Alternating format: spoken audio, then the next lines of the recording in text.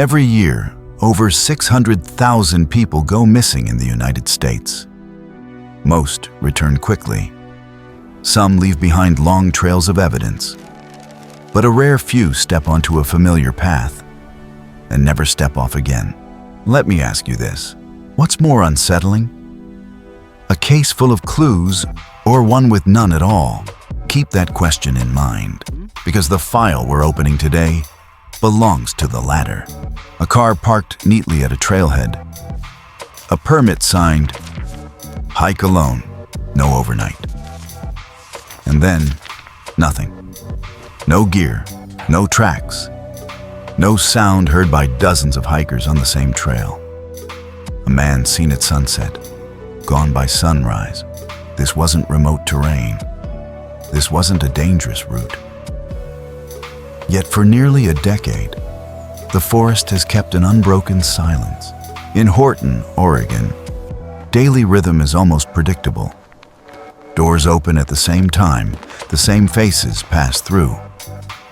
So when a small store stays dark on a morning it shouldn't, people notice.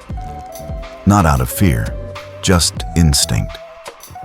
Disruption always means something here. That quiet break in routine was the first sign that something was wrong. No alarm, no struggle. Just an absence that didn't fit the life of the man who should have been there. Today, we're opening the case file of a disappearance that began with that silence and became one of Oregon's most puzzling investigations. Sanford Rice, 75, was the owner of Horton Market, a modest, well-loved general store nestled in the quiet, wooded community of Horton, Oregon. To the people who lived there, Sanford wasn't just the man behind the counter. He was part of the town's daily rhythm, someone whose presence was as reliable as the opening bell each morning. He greeted customers by name, remembered their usual purchases, and carried himself with the calm steadiness of a man who had built a life rooted in routine, responsibility, and quiet kindness. Despite being in his mid-70s, Sanford lived a life that many younger men would envy. He ran several miles each week, played golf with friends, and often slipped out for day hikes simply to enjoy the fresh air and the forest silence. He had no chronic medical conditions. He took no daily medication. Those close to him never observed signs of confusion, disorientation, or cognitive decline. To anyone familiar with his habits, Sanford was exactly the sort of person who could head out for a solo day hike without causing the slightest concern. His family described him as calm, methodical, and grounded, traits reflected in every part of his life. He had 2 adult children, a son and a daughter, and although he no longer lived with his wife, their relationship remained civil and routine. His world was stable. His habits were predictable. His days followed a comfortable pattern built around his store, his exercise, and the small community that depended on him. Most importantly, Sanford was not the type of man who simply vanished without a trace. He kept a predictable schedule. He always told family where he was going. He rarely broke his routines. That consistency, so deeply ingrained in who he was, is precisely why his disappearance felt wrong from the very first moment. Something about it did not align with the man everyone knew.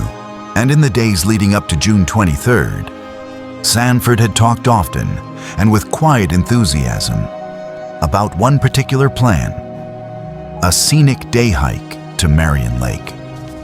He had read about the area in a feature from the Eugene Register-Guard, which described unmarked side trails, cool forest air, and picturesque waterfalls tucked deep into the wilderness. Sanford wanted to bring his camera to photograph them. Nothing more complicated than a peaceful afternoon in nature. That was the last plan he ever shared, and the final concrete trace anyone had of him before he stepped onto the trail and disappeared. On the afternoon of June 23rd, 2016, Sanford Rice followed the quiet routine that always preceded his solo day hikes. He closed his store, locked everything neatly, and told those around him he planned to be out only for the day. His employee, Lucy, saw him for the last time around 1:30 to 2 p.m. A notably late departure for someone intending to complete an 8-mile round trip in unfamiliar terrain. Sanford left Horton in his blue Buick LeSabre, carrying only a small cinch-style pack, likely containing water and a single Cliff bar. He wore light-colored shorts and a white t-shirt, suitable for an easy trail, but far from ideal if the weather turned. On the drive north, Sanford made a brief stop at the Tocatee Golf Club, dropping off a painting for a staff member he knew. It was a small but important detail. It confirmed he was clear-minded, calm, and behaving normally that afternoon. After leaving the club, he continued the 2-plus-hour drive through forested mountain roads toward the Marion Lake trailhead. This would be Sanford's first time visiting the area. Everything he expected to see came from a newspaper article and a hand-drawn map he prepared himself. By approximately 5 p.m., Sanford likely reached the trailhead. The weather had shifted. Clouds thickened, light rain moved in. But he pressed forward. With no cell reception, no overnight gear, and only a rough map, he stepped onto the trail toward Marion Lake, fully intending to return before nightfall. At that moment, nothing appeared out of place. No warning signs, no indication of trouble, just a routine day hike. It would also be the last moment anyone could say with certainty where Sanford Rice was. When Sanford arrived at the Marion Lake trailhead in the late afternoon, the parking area was still busy with vehicles belonging to hikers and campers. His blue Buick LeSabre was parked neatly, locked and undisturbed. Consistent with the careful habits everyone knew him for, at the self-issued permit box, a slip later discovered bore his handwriting. A hike alone. No overnight. Simple, direct, and entirely in line with a routine day hike. By the time Sanford stepped onto the trail, light rain had begun to fall. He wore a white t-shirt, light-colored shorts, and carried only a small cinch pack. Minimal gear for someone beginning a late-day hike in unfamiliar terrain, but nothing that suggested hesitation on his part. The first stretch of the trail was straightforward, a series of switchbacks climbing gently before leveling out toward Lake Anne, the first landmark on the route. Sanford moved alone, unseen by anyone who could later describe his pace or condition. There were no calls for help, no signs of confusion, and no sudden change in direction that anyone noticed. Around 7 p.m., groups camping deeper along the trail would later report that the forest had been quiet. No voices, no distress. Nothing to indicate a hiker in trouble. Up to this point, every step Sanford took looked like part of an ordinary day hike. But from the moment he left that trailhead, he was heading into terrain where a single wrong decision could erase a person without leaving a trace. And for reasons no one could foresee. That is exactly what happened next. From Lake Anne, the trail carried Sanford deeper into the forest. Gentle slopes, soft earth underfoot, and a well-established path that wound steadily through stands of fir and hemlock. It was the kind of terrain where a hiker doesn't need to think or make decisions. The route was clear, the ground was level, and the trail ran like a single ribbon through the trees. There were no technical sections, no confusing forks, no ridge crossings that forced navigation choices. And with no other hikers nearby at that hour, no one would later be able to describe Sanford's pace, his energy, or his frame of mind as the light dimmed toward evening. Sometime between 7 and 7:30 p.m., Sanford reached the eastern shore of Marion Lake. A calm, reflective basin tucked inside darkening timber. A large group of campers had already settled in for the night, their tents clustered along the shoreline like small lanterns against the tree line. A light rain had begun to fall, not a storm, but the type of damp, chilly drizzle that can rapidly cool an underdressed hiker at dusk. This quiet, ordinary moment would become the last confirmed sighting of Sanford Rice. Witnesses later described him as wearing a white t-shirt and light shorts, carrying only a small cinch pack, not equipped for deteriorating weather, appearing calm, polite, but noticeably underprepared. Sanford paused, stepped toward the campers, and asked a single pivotal question. Does this trail go around the lake? They told him no. The Minto Pass Trail does not loop the shoreline. It veers away almost immediately, climbing into deeper, steeper, and far more isolated sections of wilderness where daylight disappears quickly and cell service is non-existent. Under normal circumstances, this spot marks a natural turning point. A moment when a solo hiker, late in the day, several miles from any trailhead, and lacking layers or overnight gear, would decide to head back. Instead, witnesses saw Sanford nod, offer a polite thank you, and continue forward. Following the Minto Pass Trail into the trees, moving away from the safety of the lake and the only people who would see him that evening. As darkness settled in, the campers expected to spot his headlamp returning along the same route. But the shoreline stayed silent. They heard no footsteps on the wet ground, no splashes from the lake, no rustling in the brush. Nothing at all to suggest movement or distress. That brief exchange at Marion Lake became the final fixed point in Sanford Rice's timeline. The last moment anyone saw or spoke to him. Beyond that, he walked into a stretch of forest from which he would never re-emerge. On the morning of June 24th, 2016, the first sign that something was wrong appeared not in the forest, but at Horton Market, the small community store Sanford owned and operated with meticulous consistency. When Sanford's employee, Lucy, arrived for her morning shift, she immediately noticed something out of place. The building was dark, locked, and silent. In all her years working beside Sanford, he had never once failed to open on time. He was the kind of man who arrived early, checked inventory before customers appeared, and kept the market running like a clock. That stillness on the doorstep did not feel like a simple oversight. It felt wrong. Lucy checked the small living quarters connected to the market, expecting at least a sign of movement. A light left on, dishes from a late meal, any trace of him returning after his planned hike the previous day. But the rooms were empty. The bed was undisturbed.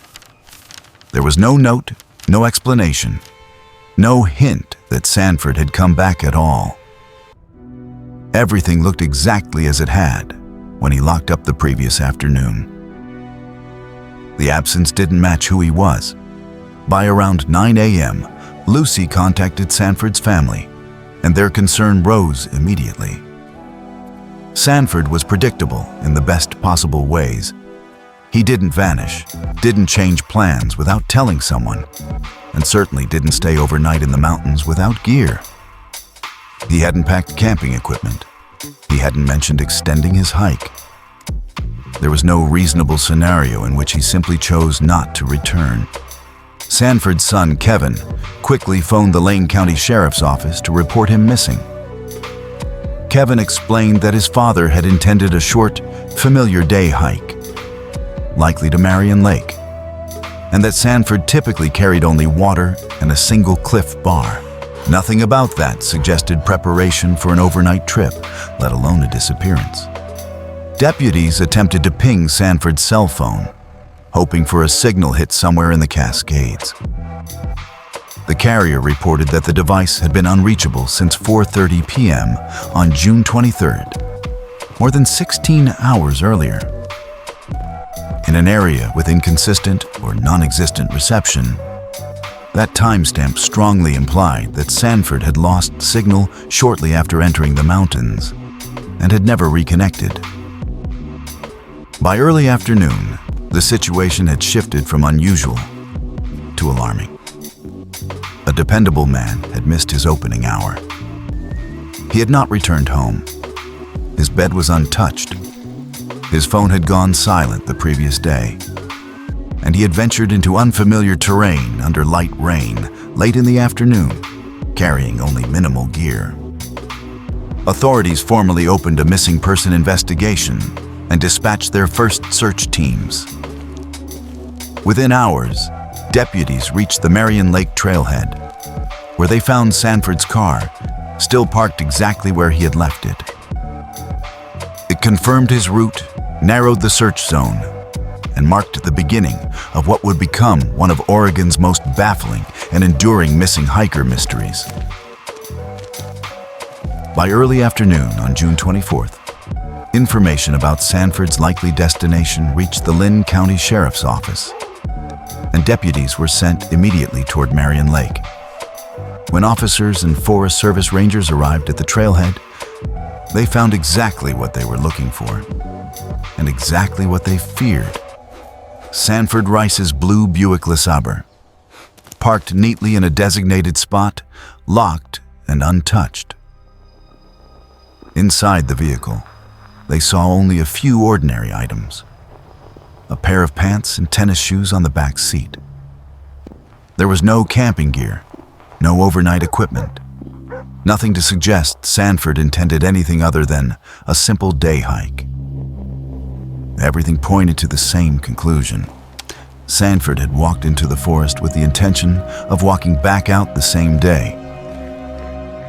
At the permit box nearby, rangers located a self-issued permit signed S. Rice. It listed two details: hike alone and no overnight. The handwriting was careful, the message unambiguous.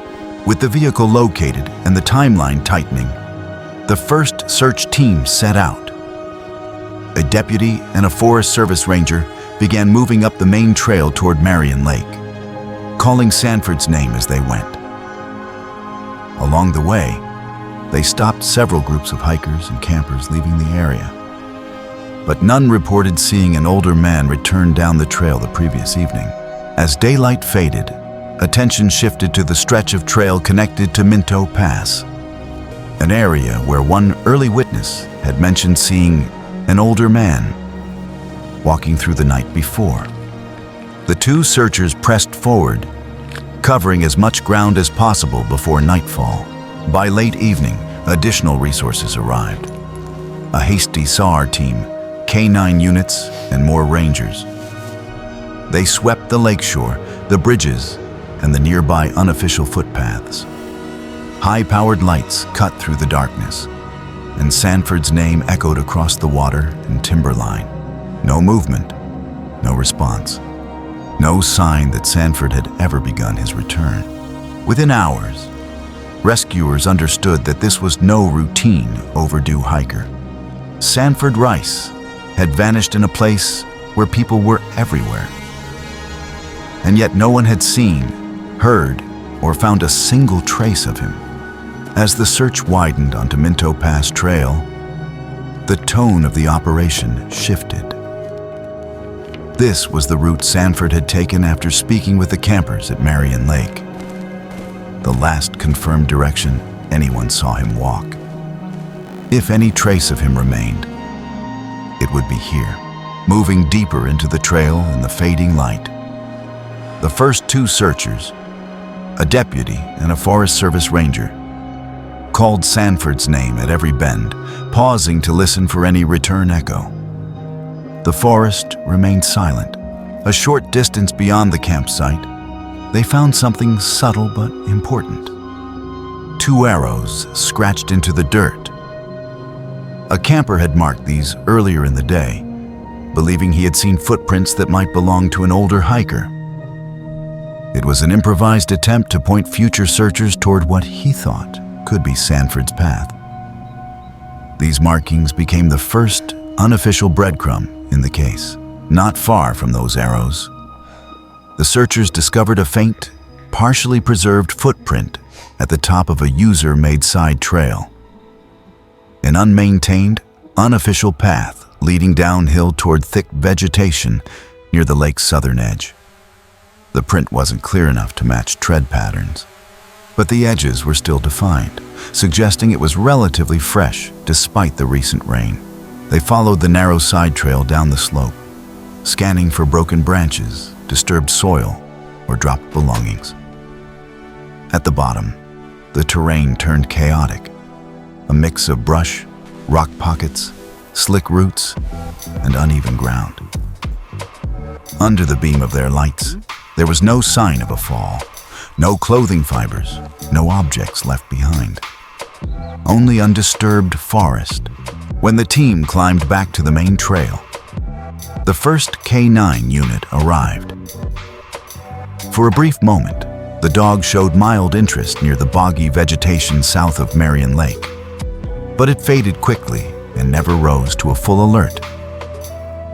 It wasn't enough to indicate a direction of travel, just enough to leave questions. By the end of the first sweep, the early clues amounted to little more than a fragile thread. 2 dirt arrows, a faint footprint, and a momentary shift in a tracking dog's behavior. None of it was decisive. All of it was ambiguous. But at the junction between Minto Pass Trail and that unmarked side path, one question began to take shape for investigators. Did Sanford intentionally turn off the main trail? Or did something lead him there by mistake? It was the first hint that this disappearance would not follow the usual patterns seen in Oregon's wilderness. At first light on June 25th, the search for Sanford Rice escalated into one of the largest coordinated efforts the Marion Lake area had ever seen. Within hours, more than 100 personnel, including county SAR teams, Forest Service rangers, deputies, trained K-9 units, and experienced local volunteers, were deployed across the wilderness. The operation quickly widened into multiple sectors. One group swept the full length of Minto Pass Trail, retracing every step Sanford might have taken. Another team circled both Marion Lake and Lake Ann, checking shorelines, brush pockets, and boulder fields. Additional teams moved into steeper ground, dense forest, swampy vegetation, and rugged slope lines where a single misstep could send a person off trail without leaving obvious signs. Overhead, an Oregon State Police helicopter spent hours combing the terrain with thermal imaging equipment. But the canopy around Marion Lake was thick, so dense in fact, that infrared scans couldn't penetrate far enough to provide meaningful results. From above, the forest floor remained invisible. Across 5 full days, the search followed 3 main priorities: finding evidence on the route where Sanford was last seen, checking every unofficial side trail where hikers commonly get disoriented, and clearing the chaotic terrain where visibility drops to nearly zero. Teams used ropes to probe cliff edges, waded through shallow bogs, and combed through stretches of undergrowth that rarely see human footprints. The early rainfall had left a lasting problem. Even light precipitation was enough to erase shallow footprints and scent trails, making it nearly impossible for K-9 units to hold a track. Again and again, handlers reported no sustained alerts, no clothing fibers, no dropped items, not even a faint trace of human scent to guide the search forward. There was no overturned brush, no drag marks, no gear or personal items, no sign that Sanford attempted to leave a message or signal for help.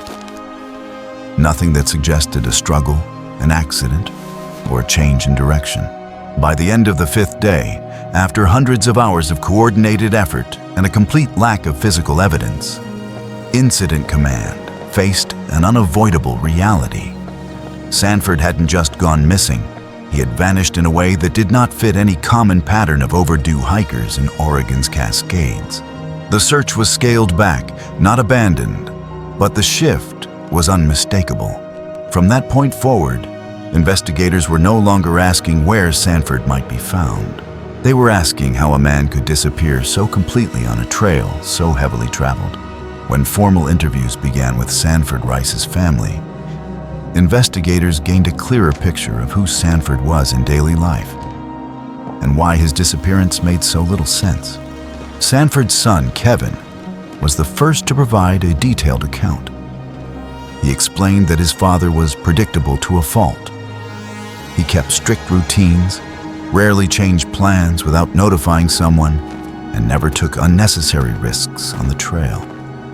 Sanford was a careful hiker who preferred well-established paths and avoided anything that looked remotely dangerous. To Kevin, the idea that his father would have wandered off into unfamiliar terrain or attempted a risky shortcut was completely out of character.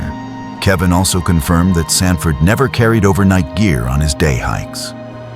A bottle of water and a Cliff Bar were typical. That was it. He didn't bring rain layers, large packs, or emergency supplies. For authorities, this reinforced an early and important conclusion. Sanford had not planned to spend the night in the mountains. Whatever happened to him had occurred within only a few hours of reaching Marion Lake. Other family members added context to the timeline. Sanford had been in good health, with no known medical conditions that might cause sudden disorientation. He was an experienced walker, familiar with Oregon's terrain, and had no history of getting lost or becoming confused outdoors. The late departure on June 23rd was unusual, they admitted, but not concerning enough for him to cancel a simple 8-mile route. The family also emphasized Sanford's deep ties to his community in Horton. He opened the market every morning at the same time and maintained close contact with friends and customers. Missing a workday without explanation wasn't just unlike him, it was unheard of. These statements helped investigators draw several key conclusions. Sanford was not running away, not confused, not seeking isolation, and not planning to camp. His disappearance was not voluntary, nor was it something that could be explained by ordinary behavior. Above all, the family's testimony reinforced the central mystery confronting the search teams. Sanford Rice stepped onto a well-traveled trail in broad daylight, fully intending to return home that same evening. And nothing in his character or habits offered a reason for why he never made it back. When the formal investigation wound down, detectives were left with a conclusion that felt both practical and deeply unsatisfying. After months of work and one of the largest searches ever conducted in that part of the Cascades, there was no evidence solid enough to explain what happened to Sanford Rice. Hundreds of hours of ground searches, helicopters, drones, K-9 teams, rope specialists, and aerial sweeps. Yet, all that effort produced only a faint shoe impression, an indistinct user trail, and a red jacket found far too late to confirm. Investigators ultimately leaned toward the idea that Sanford left the main trail, whether intentionally or through brief disorientation, and suffered some kind of accident in terrain too jagged and overgrown for search teams to fully cover. But with no signs of a fall, no dropped items, no disturbed vegetation, and no K-9 alerts in the key zones, the theory remained unproven. Detectives also considered the possibility of a sudden medical event, something like a cardiac episode or a brief period of confusion leading to a wrong turn. But Sanford's family was clear. He had no known health conditions, no memory problems, and no history of disorientation or wandering behavior. His lifestyle was active, and he had just completed a run earlier that same week. This angle stayed on the table, but only as a possibility, not as something grounded in evidence. The potential for foul play or third-party involvement was also evaluated carefully. But investigators found nothing that pointed in that direction. No drag marks, no unusual footprints, no sign of a struggle, no missing equipment, No witnesses reporting strange encounters on the trail, and no forensic indicators around his car. The case lacked every hallmark normally associated with criminal action. With each hypothesis, missed navigation, accidental injury, sudden health emergency, or criminal interference, still unable to stand on evidence alone, the investigation settled reluctantly into the rare category of an unexplained disappearance. It became one of Oregon's few cases where searchers had nearly every advantage. A known trailhead, a confirmed timeline, verified witness accounts, and a clearly documented last known direction of travel, yet found absolutely nothing. The file on Sanford Rice remains open. There is no proof to close it, and no new leads to push it forward. Every promising detail eventually collapses into the same void. No trace, no remains, no recovery, no resolution. Sanford's family continues to wait for the kind of chance discovery that has solved other long, cold wilderness disappearances. Perhaps a hiker, a hunter, or a forestry crew stumbling upon an item that finally anchors the trail of evidence that never existed during the initial search. Until that day comes, the disappearance of Sanford Rice stands as one of the most perplexing missing person cases in the Cascade Range. A man who walked into the forest on a calm, ordinary afternoon and simply never walked out again. When the formal investigation wound down, detectives were left with a conclusion that felt both practical and deeply unsatisfying. There was no evidence solid enough to explain what happened to Sanford Rice. Hundreds of search hours, multiple agencies, helicopters, K-9 units, rope teams, and aerial sweeps. All of it ended with nothing more than a faint shoe impression, an ambiguous user trail, and a red jacket found months too late to confirm. Investigators ultimately leaned toward the idea that Sanford left the main trail, either by choice or disorientation, and encountered some kind of accident in terrain too complex and fragmented for search teams to cover effectively. But without signs of a fall, without dropped belongings, without disturbed vegetation, and with no K-9 alerts in the primary zones, this theory remained unprovable. Another possibility considered was a sudden medical event leading to confusion and misjudgment. But Sanford's family insisted he had no known conditions, no cognitive decline, and no history of disorientation. This angle, too, stayed speculative.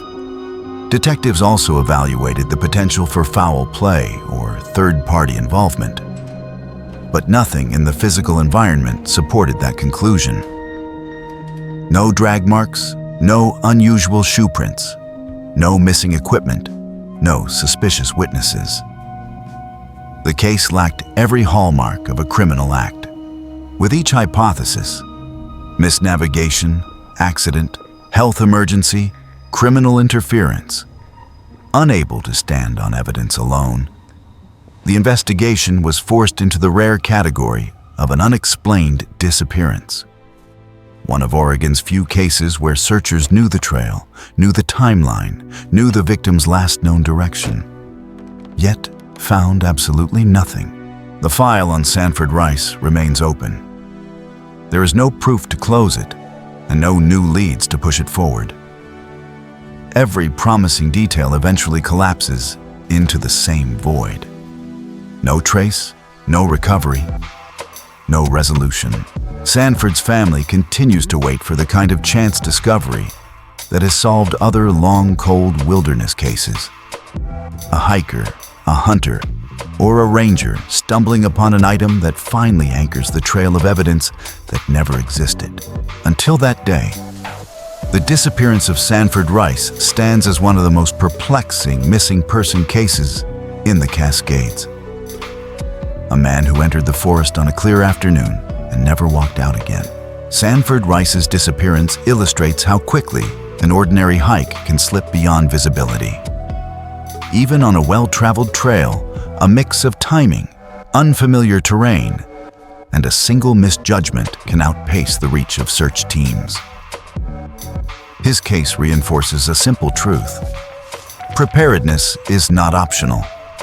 A clear route plan, dependable navigation, and realistic daylight timing are small choices that often determine whether someone makes it back.